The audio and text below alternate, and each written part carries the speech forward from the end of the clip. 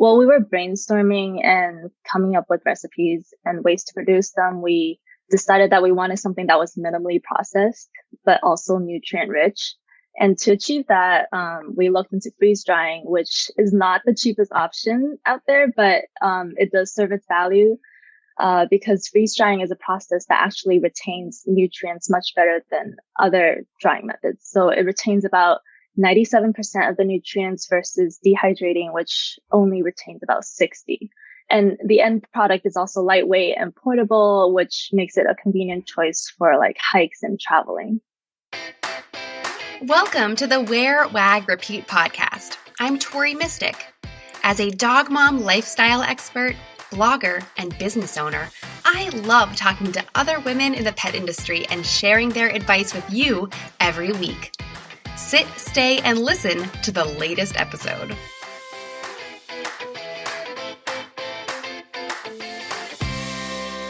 In today's episode, I'm talking to Wendy, Chen, and Ersalina Lim, the founders of startup freeze-dried treat brand Luca Pets. Ersalina talked about some of the ways that they're making Luca Pets a sustainable brand by partnering with TerraCycle to recycle their packaging and using a compostable alternative to the silica gel packets usually found in most treat bags. They're launching their brand on Kickstarter right now. It was interesting to learn about how Kickstarter can be used not just for funding, but more as a marketing strategy. Wendy talked about how they determined their funding goal and some of the things that they wish they had done differently. Of course, with any brand, Luca Pets is inspired by Wendy and Ersalina's own dogs. They love to spoil the dogs with homemade treats and food, and naturally, they're also the models for the brand. Do you want to learn more about launching a Kickstarter campaign for your pet brand? Look no further than the Wear, Wag, Repeat podcast archives.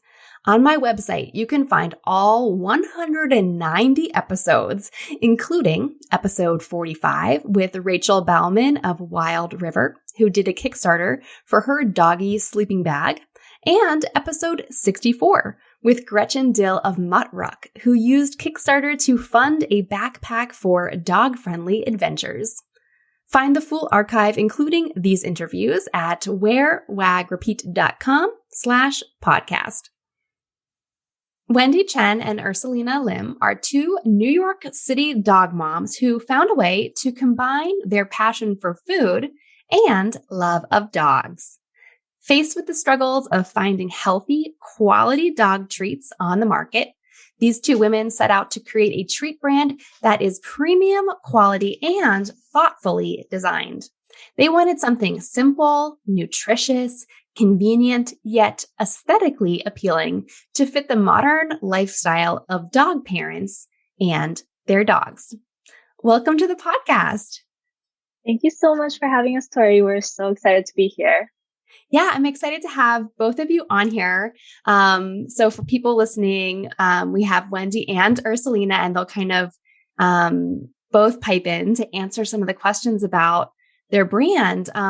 But first of all, I want to ask you how you kind of came up with the concept for these treats, and why you wanted to create your own brand.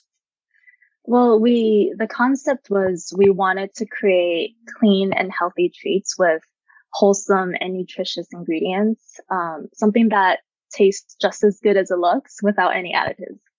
And the idea was to make unique looking treats with a focus on transparency. So the ingredients we use in our treats are all visible. Like you can actually see pieces of salmon embedded in the bone broth and strawberry cubes in the smoothie base. And transparency is something that we strive for in all aspects of our business, from sourcing to production. Like we try to share some behind the scenes whenever possible. Sometimes it's just for fun, but we also want to build a trustworthy relationship with our customers and share and exchange knowledge within the dog community.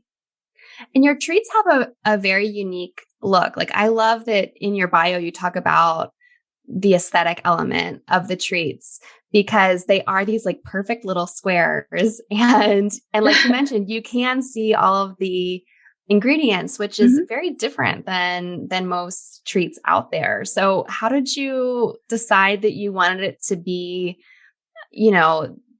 just so aesthetic, I guess, with like I can't think of another word to describe it, but just like so beautiful with the little squares rather than having something kind of more loose.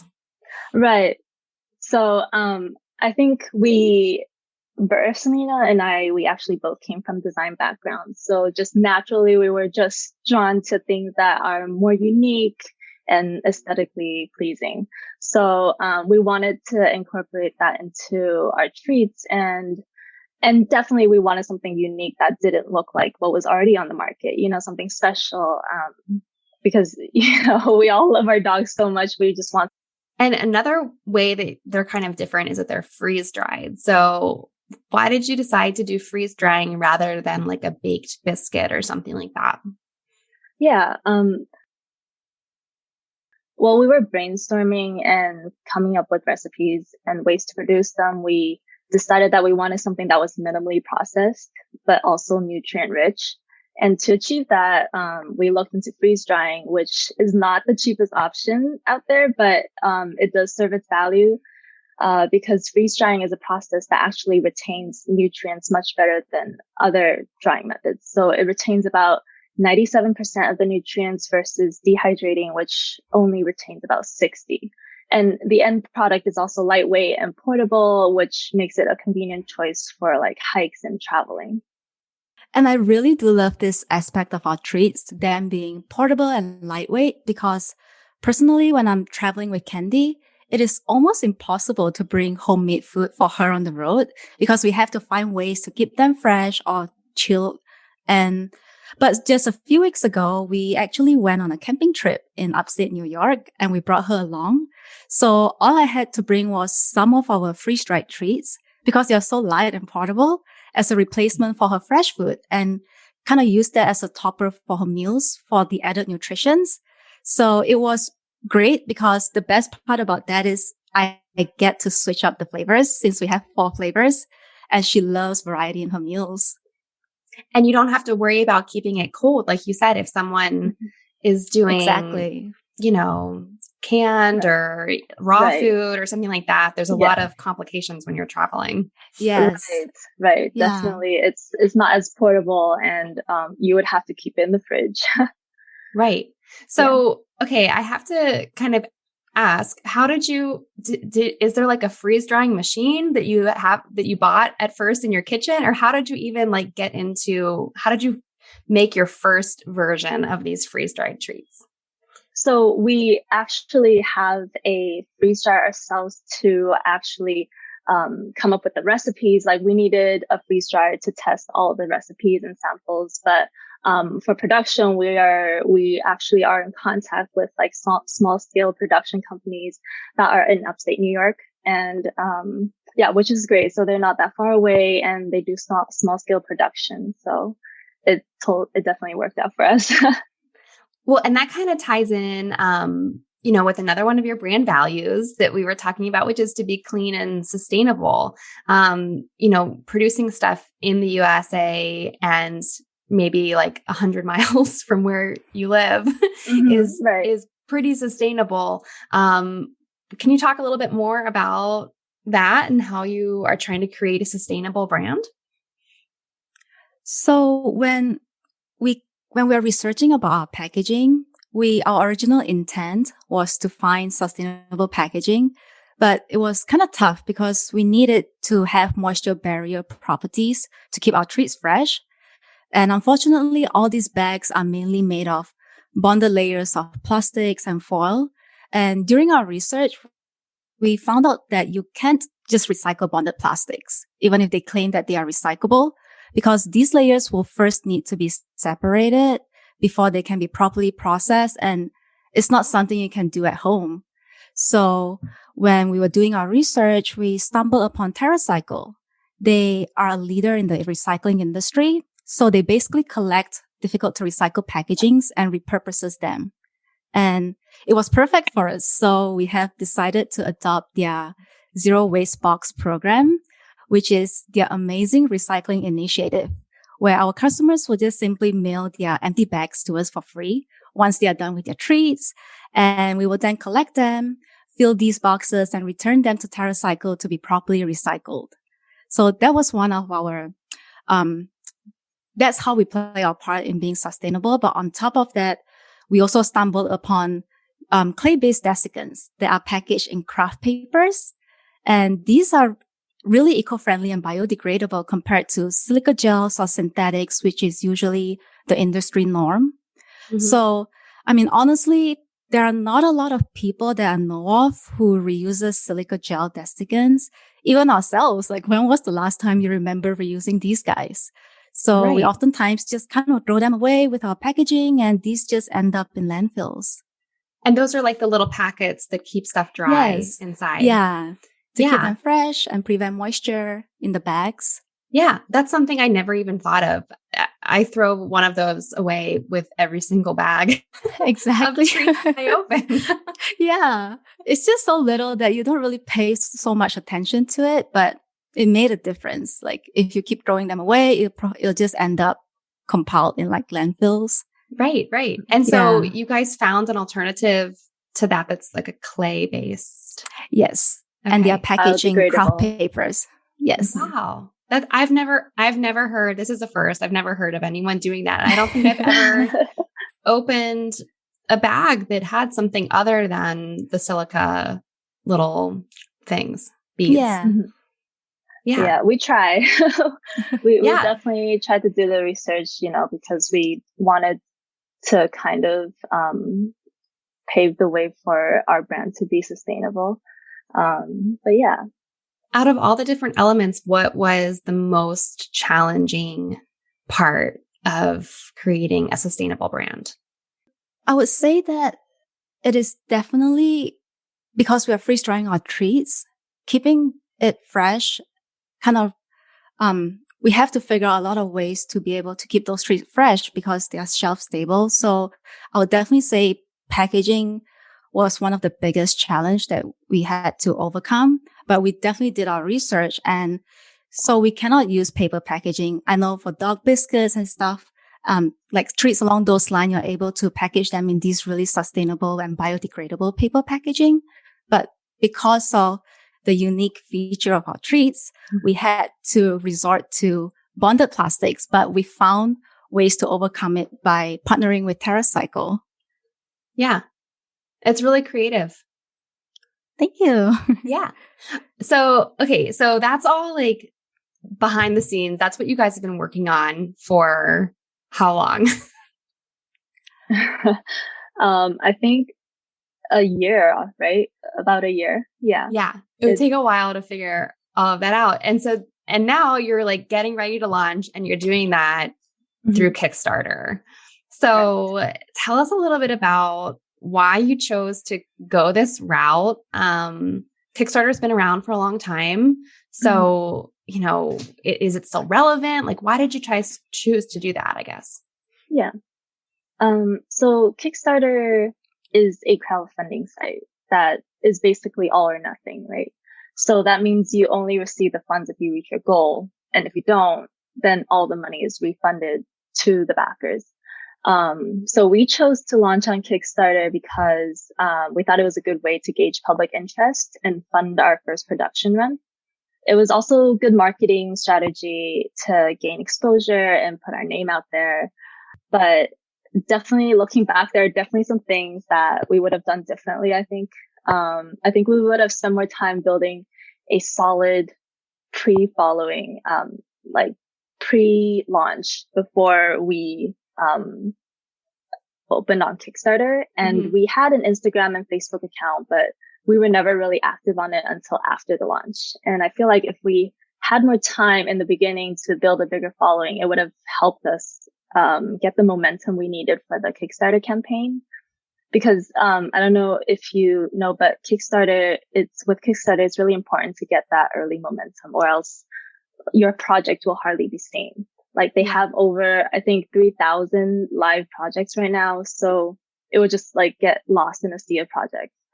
But we were fortunate enough to be chosen as a project we love by their staff, which we were really excited about because this kind of increased our project visibility and exposure on their website so that when people click into the food section, our project is more likely to be seen.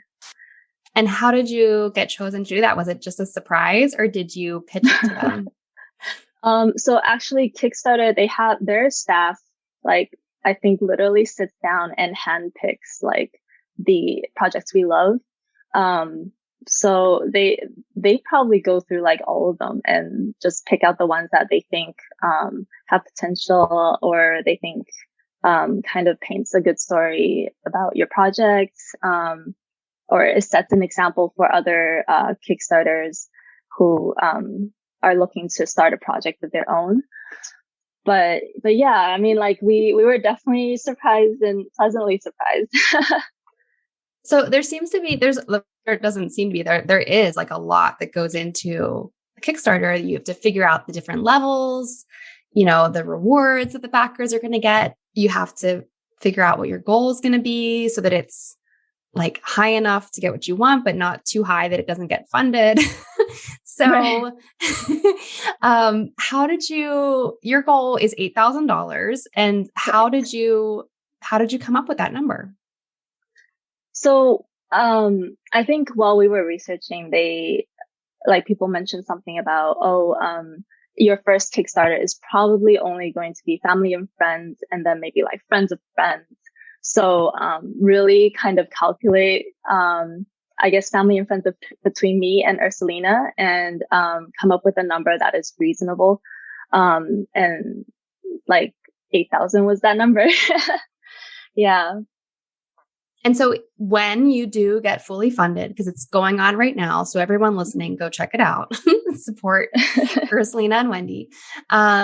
When you do get funded, what will that $8,000 go towards?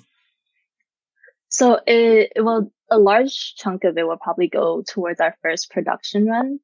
And also, we accounted for the TerraCycle fees, for recycling. And yeah, I think that was pretty much it. But as I mentioned, I think for our first Kickstarter, it was definitely a good way to gauge public interest. So we didn't set the goal too high.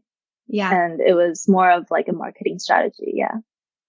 So you keep saying your first Kickstarter. Do you think you would do a second or a third one? We haven't actually talked about it yet, but definitely I really think it's a good way to put your product out there. And people who are interested you will be exposed to that via their platform.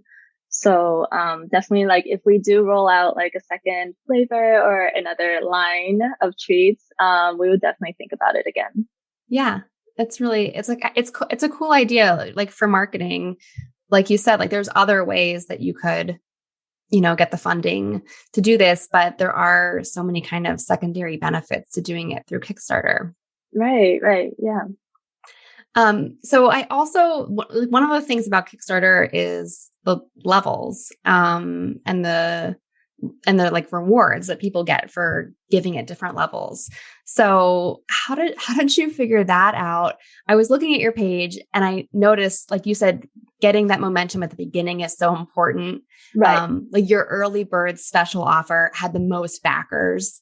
Yes. So how did you kind of strategize that? So I think because the products that we rolled out we didn't really have a lot. Like we have 4 flavors of our treats and then we have 2 different kinds of packaging. So one is like a tasting box and then the other is in, your standard stand-up pouch. So, we kind of had to be a little creative, because I know people have different levels of rewards and they even sometimes add on like, sweatshirts or like caps or like totes, to add into their rewards. But for us, we just wanted to keep it simple, definitely focus on the treats and do packages, combos. I think one thing that we wanted to do more of for next time was definitely have more of the early bird package, like more early bird specials, because I think that definitely pushed people to pledge early. Yeah, it seems that way. So I want to know more about how you guys met, because it's hard to find kind of like your business bestie. Yeah, that is true.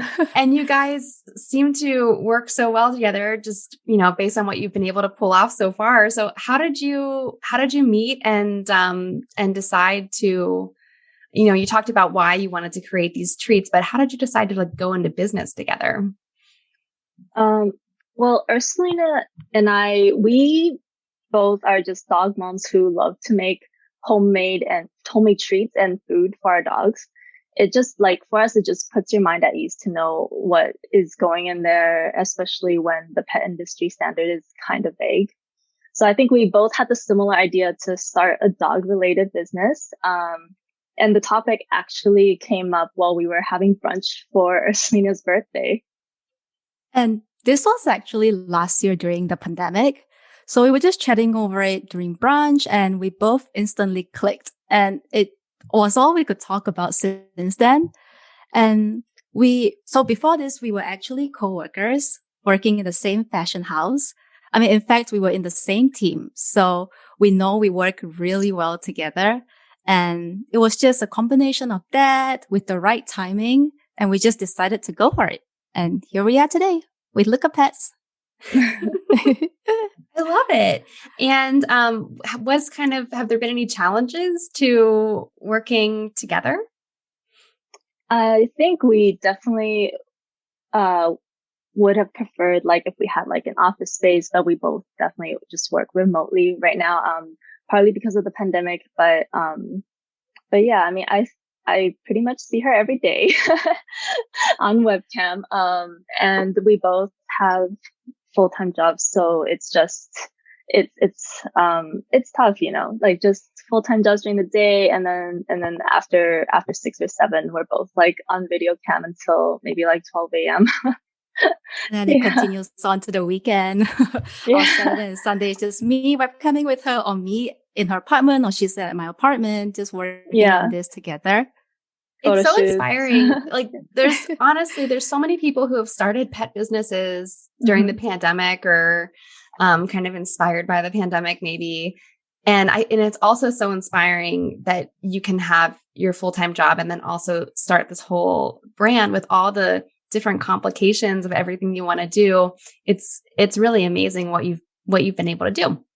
And I know that there's some furry team members who also inspire you to do what you do. So, would you tell us a little bit about your pets? And, they are the inspiration for all of this. So tell us about your dogs and maybe how they came into your life. Yeah, definitely. So I have always had dogs growing up back home in my family. And then about 6 years ago, I moved to New York City with my husband.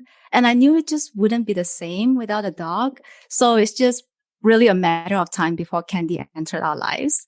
And she's my precious 10-pound Maltese. She's about, 5.5 to 6 years old now. And I would describe her as a calm. She's generally calm, but she can get sassy at times when she needs to be. And Wendy knows best. Yeah. So she loves to stare out the window all day like a cat.